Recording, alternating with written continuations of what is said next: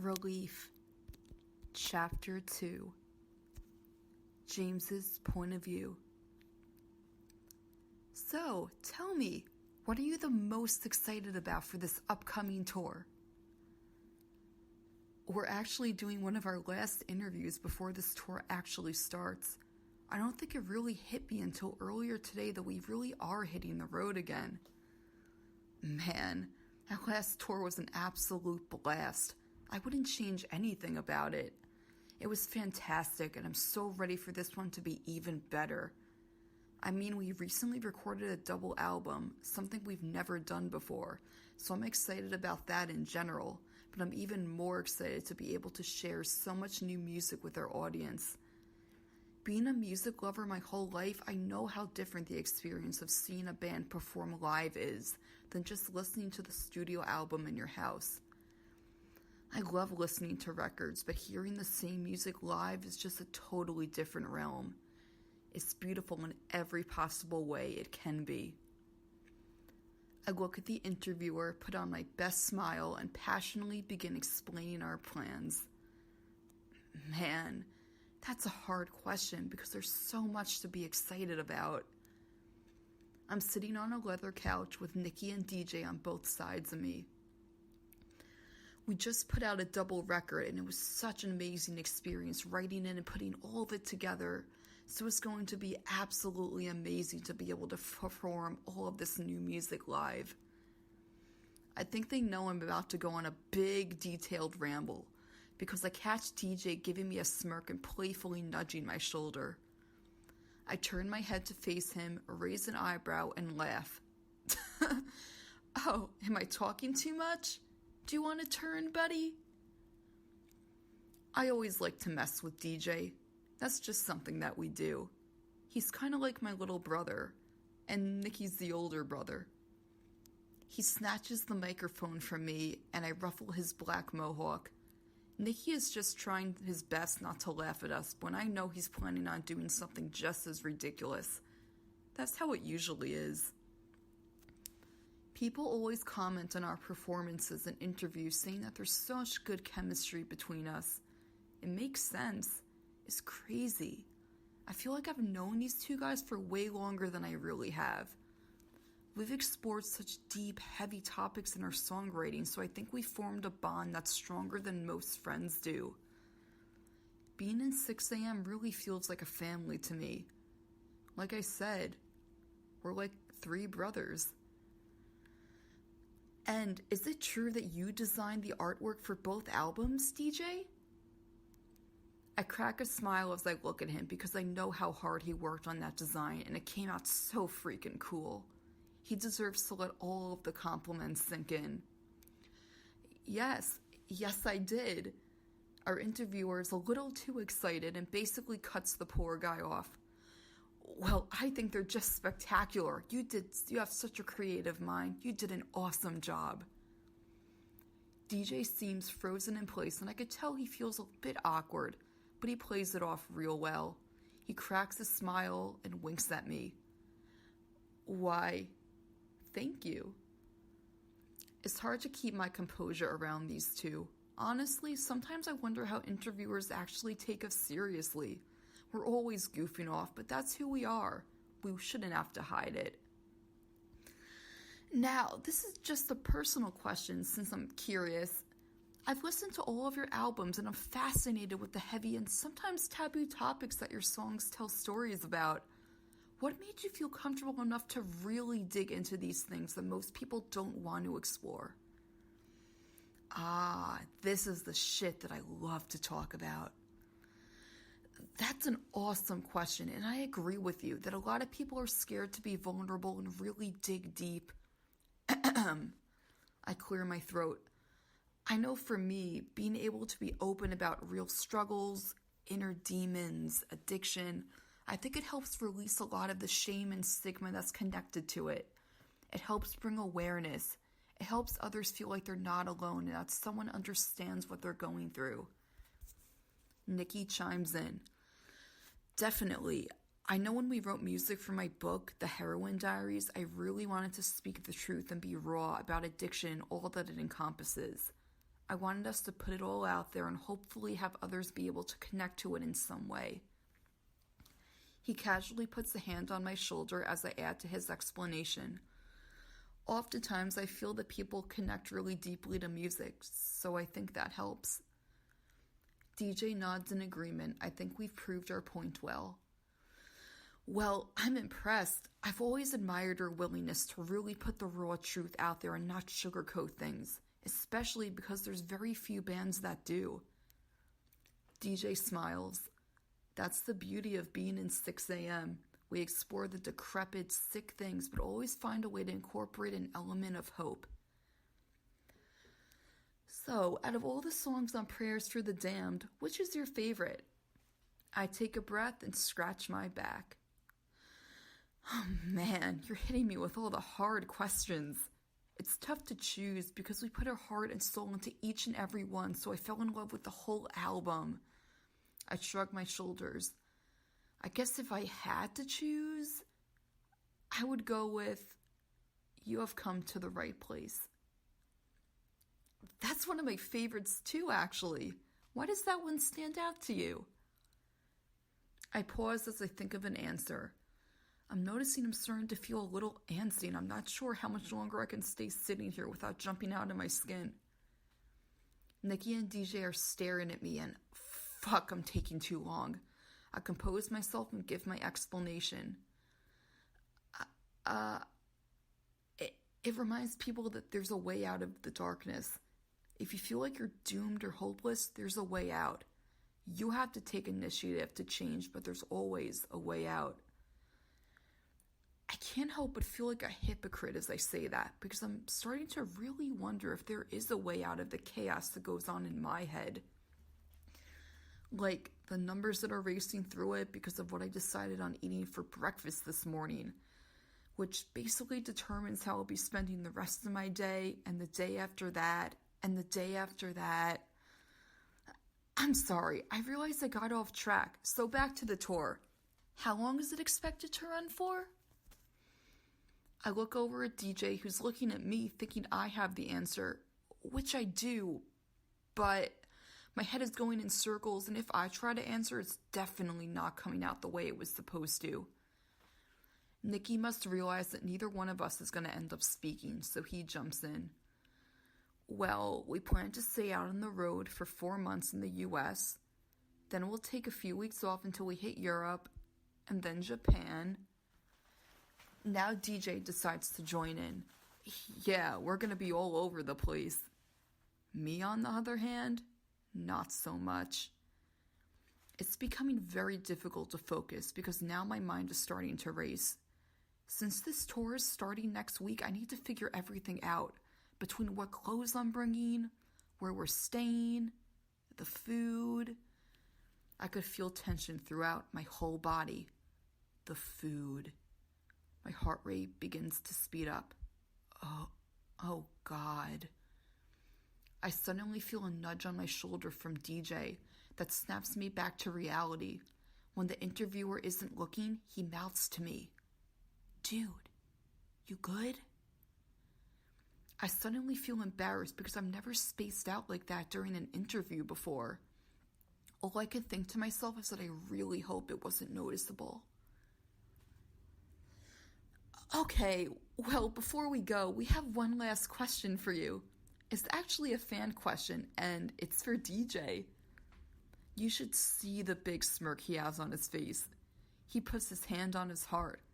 Oh boy, I'm flattered. You ready? A fan wants to know how it feels to be the sexiest member of the band. Nikki's mouth drops open in shock. I laugh, and DJ just sits there smiling. I don't think he knows what to say. What? Nikki's in such disbelief, and he's so dramatic sometimes that it's hard to tell if he's being completely sarcastic or not. Nah, I'm kidding. He's the king of sarcasm and dark humor, but if I'm being real, I think he might actually be a bit jealous. To be fair, I might be too. Yeah, right. I'll play along, though. Yes, DJ, tell us. How does it feel? I fake punch him on the cheek and I'm about to flick his head as he swats my hand away, pretending to fix his messed up, beautiful hair. I mean, it's hard work. What can I say? I can't hold it in anymore and let out a laugh. Nikki does too. So does the interviewer. I mean, to be fair, he does wear more makeup than my wife. Nikki's remark left us all cracking up. It's always nice to end an interview with some good classic comic relief. Well, I think that's a wrap. Thank you so much for your time, and we wish you all the best on the road. 6 a.m., everyone. We all shake hands with the interviewer and thank her as we begin making our way outside. I'm honestly relieved that we finished that interview because I was really having trouble staying focused since my mind decided to start racing real bad in the middle of it. I'm noticing that lately it's been getting a lot harder to stay in the present moment because my head is constantly filled with thoughts revolving around food, exercise, numbers, food. Can I be honest? It's fucking annoying. It could go in circles forever. It spits out such stupid thoughts. I'm saying stupid because any other person in the world wouldn't give a shit about what I obsess over. I mean, seriously? Who can't focus on talking about how excited they are about their music and touring because they're too busy trying to figure out what food they're going to bring on the road? I'm in a band. We can easily order food or get catering, but no.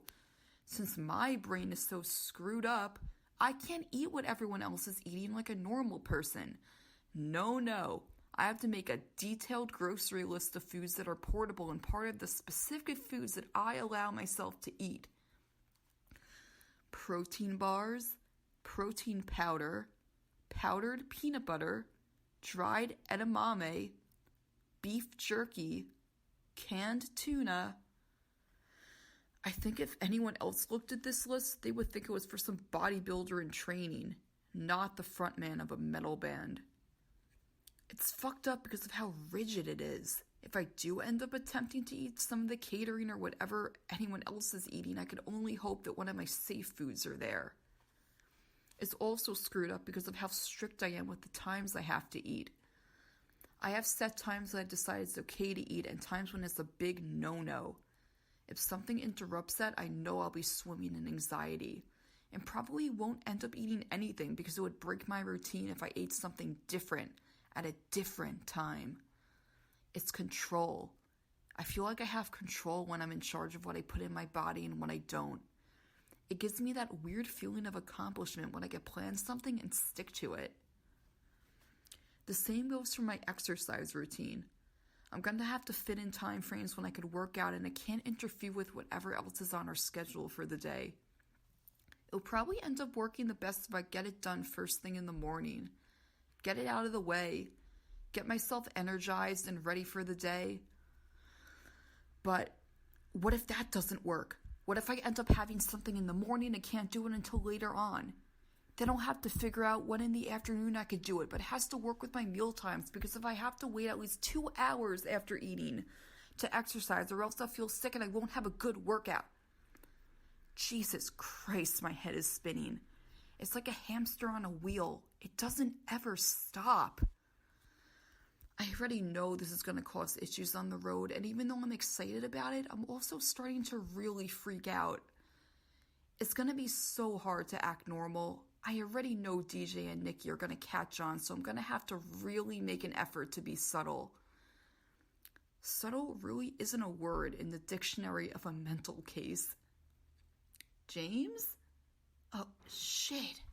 How did I totally forget that DJ has probably been trying to get my attention for a while? Yo, I've been trying to get your attention for the past 5 minutes. God, what is wrong with me? Dude, I'm sorry. He gives me a strange look, almost like a mix of concern and confusion. What's up with you today, man? You've been spacing out. A lot. I shrug my shoulders. I know. I don't know. I shake my head. I didn't sleep well at all last night. It might be catching up to me. DJ gives me a look of recognition, but then looks down. Damn, I know you have trouble sleeping a lot. Wish I could help. I smile, look down, and let out a light laugh. Don't worry about it. I'm used to it. He nods his head in disapproval. That can't be healthy. I don't know how you function like that. I put my arm around him. Oh, come on. You know that's what coffee is for. That receives a huge eye roll from DJ. Shouldn't he be used to this by now? How long has he known me? Caffeine, caffeine, caffeine. Can't live without it. I take a deep breath and stretch as Nikki joins the two of us. Are you discussing James's coffee addiction again? He must have overheard our conversation. Wouldn't be the first time. He's got ears like a hawk. You, of all people, shouldn't be talking. Nice one, DJ. Okay, fine, but I'm working on drinking more water to counteract it. I roll my eyes at him and he gives me a look of defense. Baby steps, okay? DJ's rumbling stomach automatically interrupts the conversation. Nikki smirks. Jeez, dude, you hungry or something? He gives a look of fake confusion. No way. Fuck yes, I'm starving. Want to grab something? It's not like we have anything else planned for today. The look of relief on DJ's face says it all. Yes, God, please. I feel like my stomach's eating itself. James, you in? I feel my body freezing up. Fuck no. I shake my head. Man, I'm sorry. I totally forgot to feed Rocco before I left, and I still have a ton of shit to get done before we hit the road. Yes, very important things, like exercising, planning, obsessing. DJ looks like he doesn't even know what to say to my bullshit. Seriously? It can't wait? I nod my head, trying my best to fake disappointment. Nikki puts an arm around me. You know James, he's a typical workaholic. I crack a smile and shake my head. Yeah, don't worry, we'll be spending a lot of time together on the road. It's gonna be a blast. DJ and Nikki both nod in agreement. Fuck yeah, it is. I hear a vibrating from my phone, and when I check the time, I see the reminder pop up, letting me know that it's time for me to get back home and make my lunch. I haven't felt such a sense of urgency like this in a long time. My heart skips a beat as I make my way to my car. I'll see you soon. The last thought that goes through my head as I'm leaving is that I really hope I'm as good as a liar as I think I am. The thought after that thought, how much I actually hate lying. Relief. Chapter 2.